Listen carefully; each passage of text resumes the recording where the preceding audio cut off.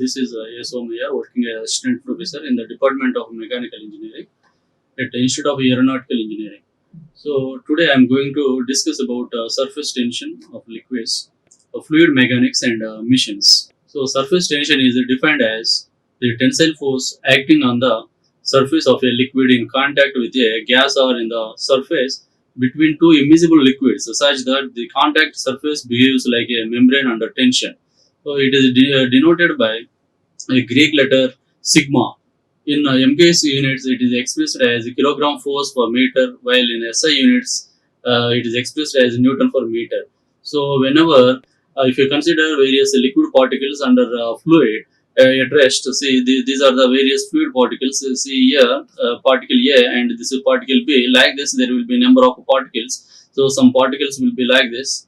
So here, if you find out the different forces which are acting on the various liquid particles. So see, there will be a number of forces from number of sides. There will be another similar, see, molecules will be in contact and they will be attracting other side. So there will therefore the net balance on the fluid particle becomes zero. Otherwise, in other words, we will say this is under equilibrium conditions. So whenever if you consider the particle B, which is at the top surface of the liquid, see downward force which is acting due to another molecule from the downward which is drawing down. So this is the downward force acting here. Another forces are acting on two sides, but there is no another particle, fluid particle above it to equal the downward force. Therefore, net effect is the particle will be subjecting for due to net effect is that the force due to the net effect it is going down. So that's why this will be imbalanced. Such type of all imbalanced fluid particles will be acting at the surface. Therefore, so these all fluid particles will form a elastic membrane.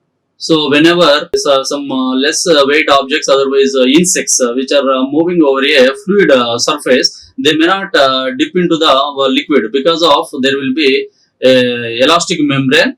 So under tension, so because the net effect is that the fluid particle is will come down due to the quasi forces which are applied by the another neighboring fluid particles. So therefore, all such particles will form a elastic membrane. So due to that, it will not come down.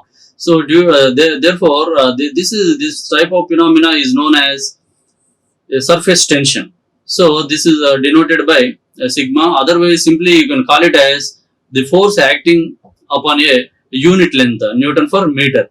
So here surface tension. If you observe the various surface tension cases, the first case is that how the surface tension is acting on a liquid droplet. So due to surface tension only, while the liquid droplet is falling down from certain height, it will be in spherical shape. So it may not be a round. So here, if you consider a liquid droplet, so this is a complete liquid droplet.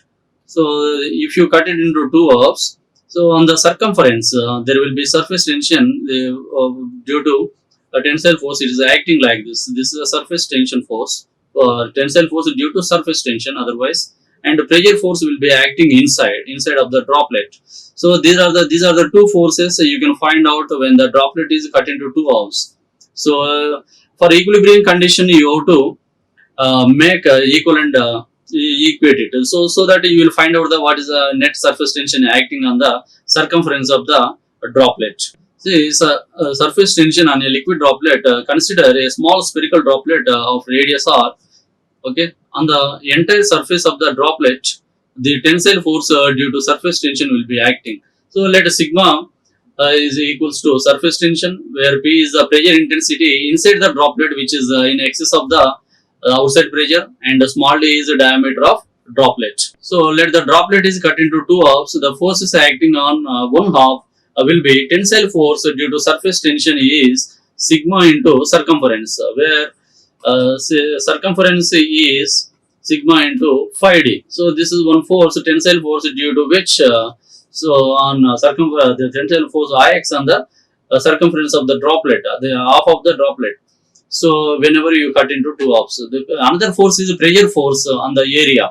So pressure is actually defined as a force per unit area. So if I need a force due to pressure, then the pressure will be multiplied with pressure into area, then you will get a pressure force. So where this is area is 5 by 4 d square, P into 5 by 4 d square. So say this is equation 2, and sigma into 5 d, sigma into 5d, this is equation 1. So these two equations should be equated for equilibrium condition. The two forces will be equal and opposite under equilibrium condition. So P into 5 by 4 d square, another one is sigma into 5d. So here you will get P in terms of pressure. This will be, after simplification, you will get 4 sigma by d Newton per meter square. 4 sigma by d, P equals to 4 sigma by d Newton per meter squares. So where sigma is surface tension, d is diameter of droplet, P is pressure intensity inside the droplet. Where if you need a surface tension, then it becomes a PD by 4. So Newton per meter. So this is a unit. Similarly, you can find out the droplet diameter, d equals to 4 sigma by P. So this is how do you find out?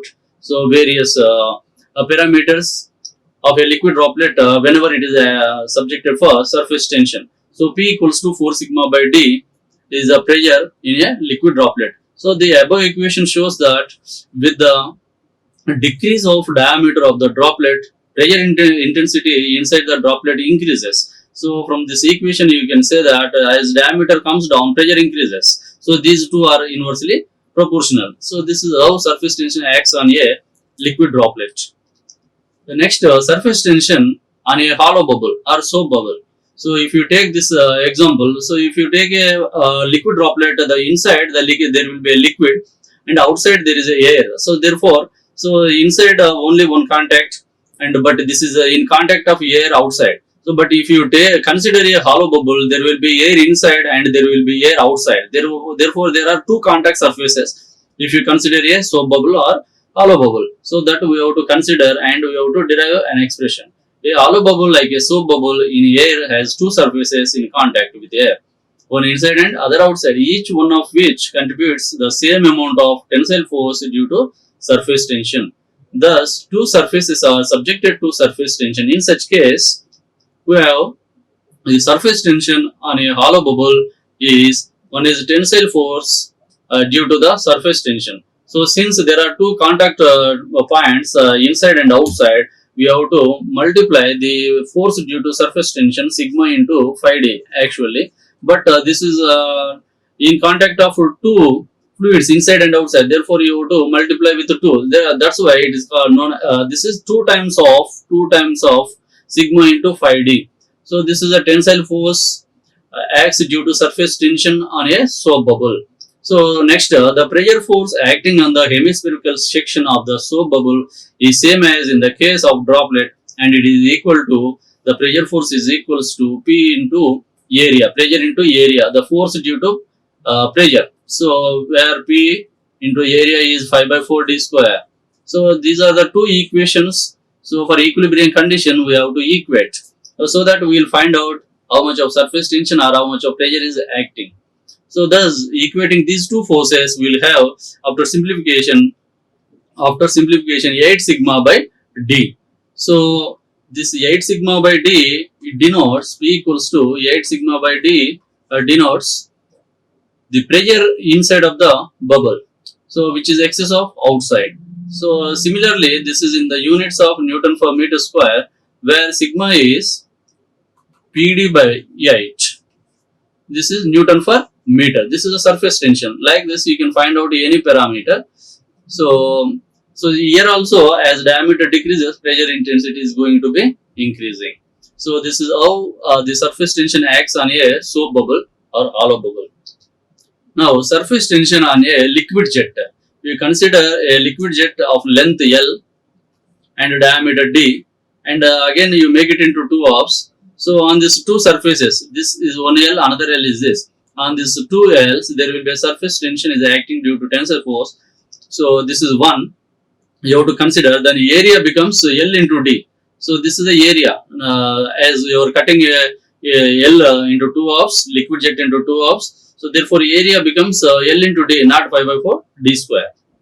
So here again, where P is pressure intensity, sigma is surface tension on the liquid droplet, then the force due to the pressure is P into area of semi-jet.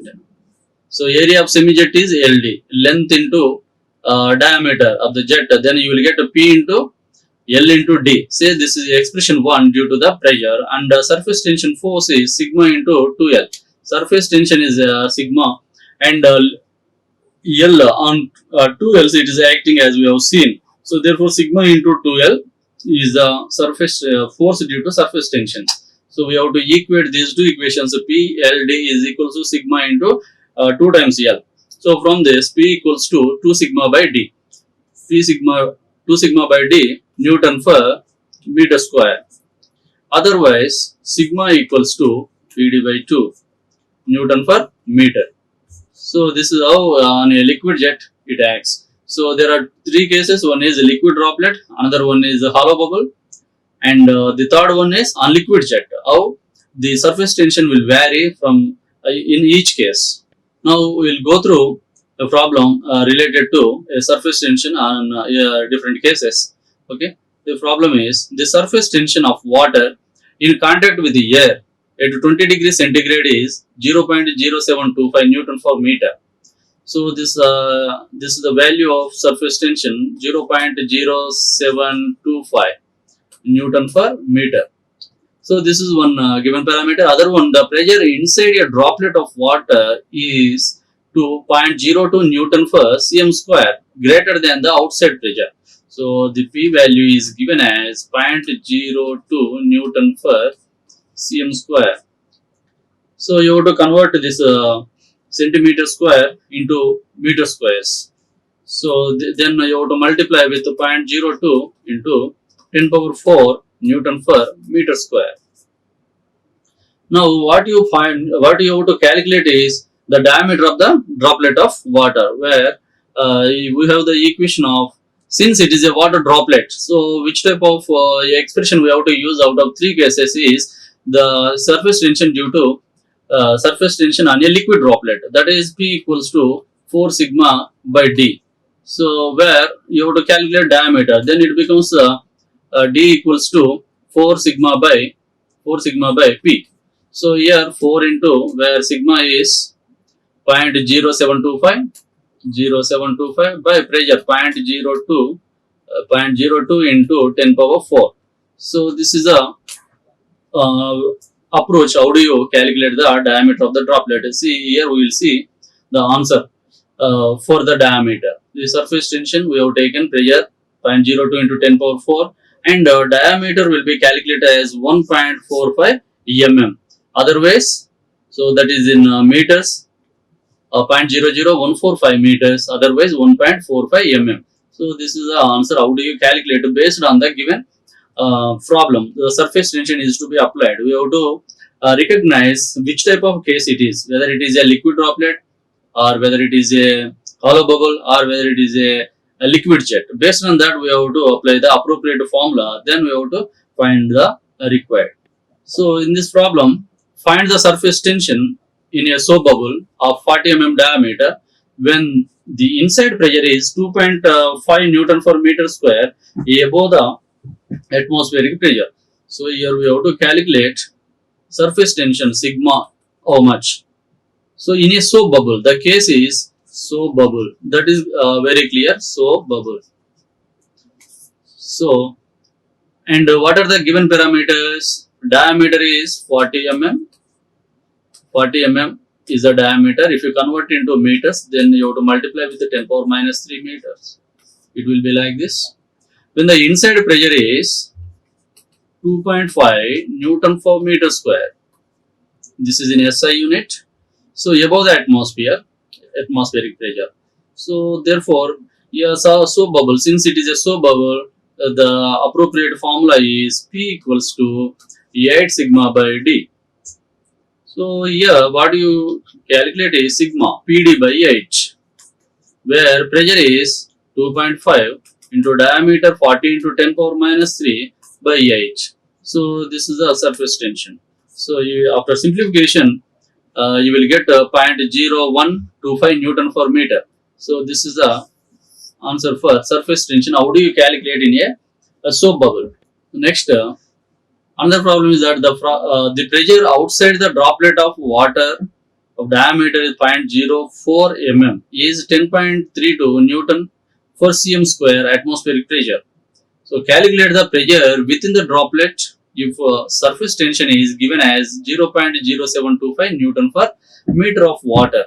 So in this case, so what we have to calculate is, so droplet of water, again water droplet. So the equation is confirmed. The equation 1 we have to apply where P equals to 4 sigma by D.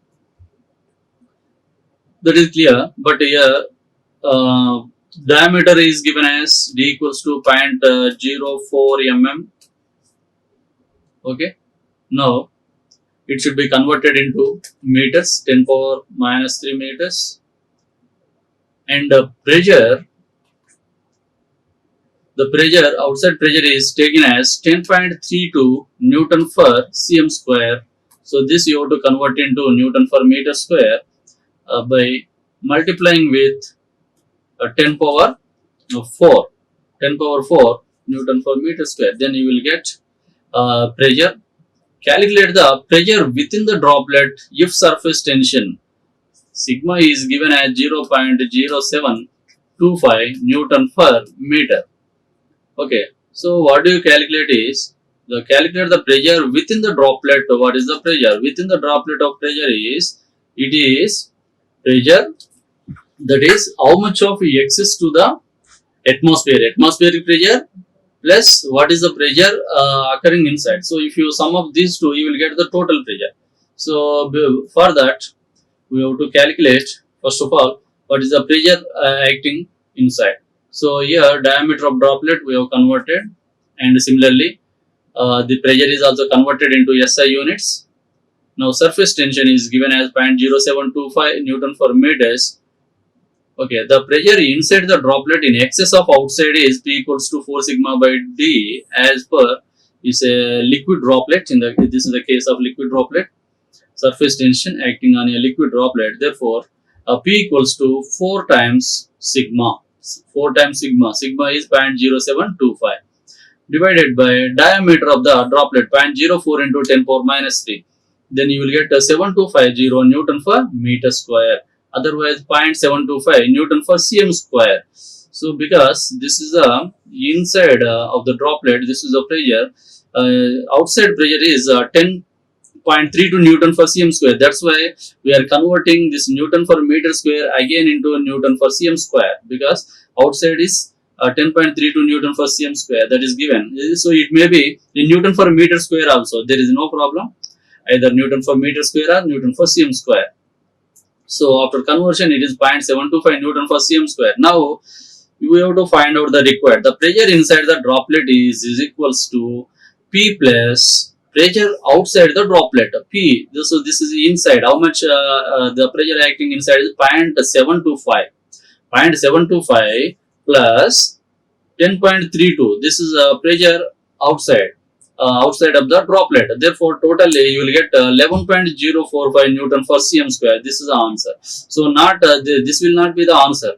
This will not be the answer, because so this is he is asking for the total intensity of pressure which is acting inside of the droplet if you in comparison with outside. So outside pressure is there, and how much of pressure greater than to outside means you have to consider outside plus how much of pressure acting inside. Then you will get a total pressure which is acting inside of the droplet. So this is the answer, 11.045 Newton per cm square. Okay, thank you. Like, share and subscribe.